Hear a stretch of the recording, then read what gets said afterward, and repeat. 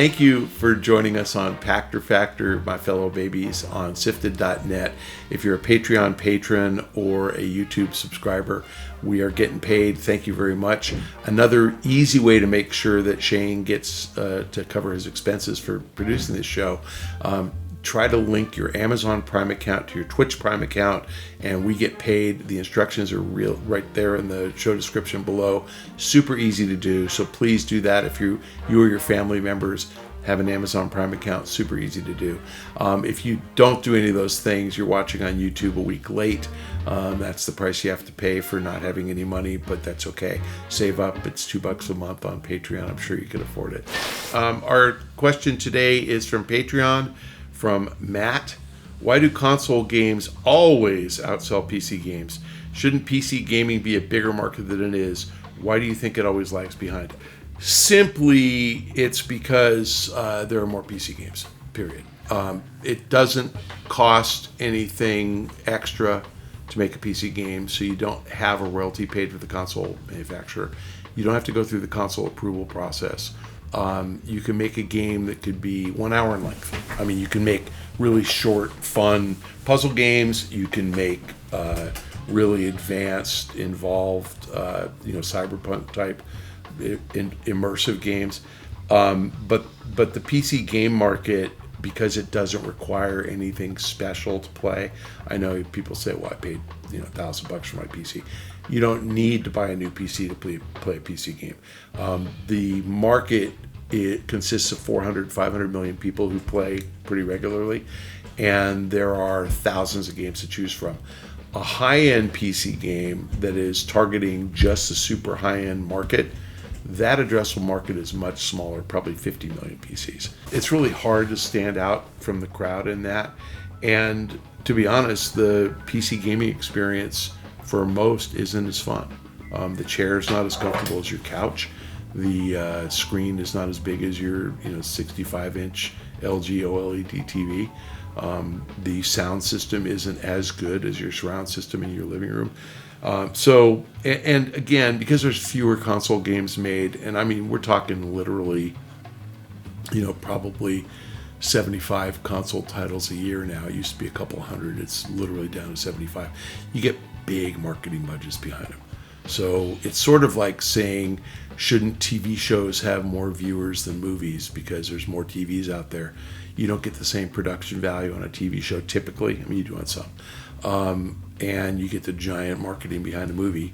So you'll sell 100 million tickets where you only get 20 million people to watch a TV show. Kind of the same thing.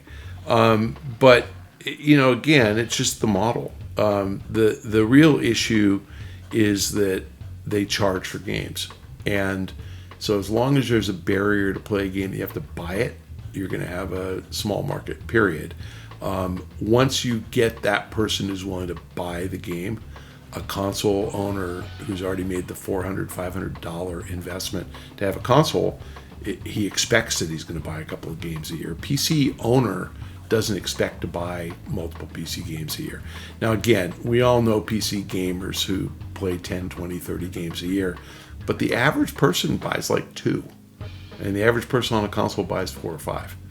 So it's just a different market, because again, it's sort of like owning your phone. You didn't buy your PC to play games. I know 50 million of you did, but the vast majority of people who have PCs bought their PC for work. Bought their PC for school. They bought a PC to do something else on. Just like you didn't buy your phone to play games. You bought your phone to communicate. And then it's really easy to download games. So the average PC owner is a more casual gamer. The average hardcore PC gamer is a member of a 50 million person club. I really think that's the answer. You can go ahead and look at Steam, members. I don't even know how many they have, 70 million or something, but they have hundreds of millions who have logged on over time. But active, it's 20, 30, 40 million. It's not 500 million. And again, PC, man, you can play, old games. What's it called? Serious Sam? Remember, like that kind of, what are those old fun games? Leisure Suit Larry. You can play 1990s games. You can play Doom 1, because it's still around. Duke Nukem. is still around. So PC, your choices are so immense. You can play anything, and I think it's just hard, again, to compete for dollars. And if the people who have money have a console, I mean, that's kind of the answer. Except for the 50 million of you hardcore gamers who invested big in a gaming rig, which I totally get. And the other thing is, think about the PC gamer who plays Call of Duty, or the PC gamer who plays World of Warcraft. I'll tell you, actually, kind of proof of that is the Diablo 4 launch. Diablo is launching for the first time in history on console and PC at the same time. That never happened before. It was always a PC game. And ask yourself, why is it on console at the same time? And it's because the publisher, Blizzard Activision, doesn't consider PC a big enough opportunity for them. I mean, they're going to sell 10 million PC units, but they'll sell 20 million console units, and they know it. So they're going after the big market. They're not going to abandon the PC market because they're going to sell a lot of copies, but they want to sell as many copies as they can, as fast as they can. So, anyway, it's nothing wrong with it. And in fairness, I think I no longer know PC standards. I used to know them all, but I remember, man, looking at a game coming out. I remember the last time I did this was Doom 3. But I remember in 2004, I think, whenever Doom 3 came out, I remember going to the store back in the day, going to Software, etc., or whatever the hell, and looking at my damn box on Doom 3 and the system requirements, and my PC wasn't fast enough.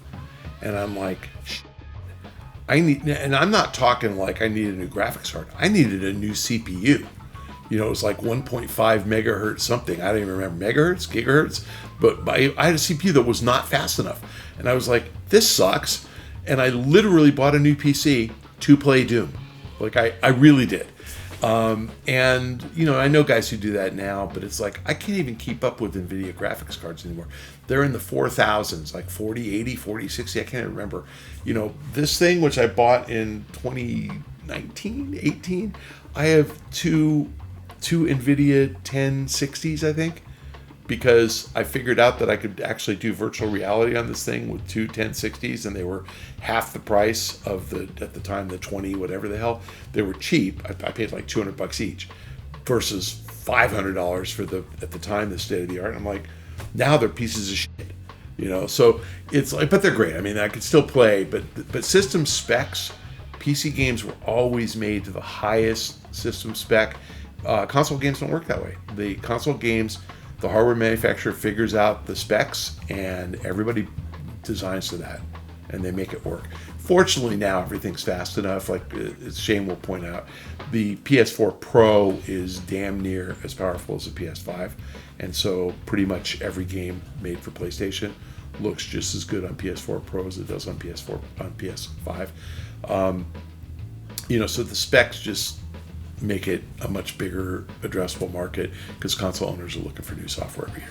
There's so many games at any price. I mean, if you go to Steam, and free games on Steam, if you go to Steam, I'd say you could spend $100 a year and your average cost of a game would be $5. You could play 20 games, which is just unreal. Including you could play Unreal Tournament. You could play any game you want. If you're willing to wait till a game's been out 4 or 5 years, it's $3 on Steam. And I mean, the expensive stuff is 10 or 12. I get that when Diablo comes out, it'll be 50 or $60. But man, go play Diablo 3. It's probably $5, if that.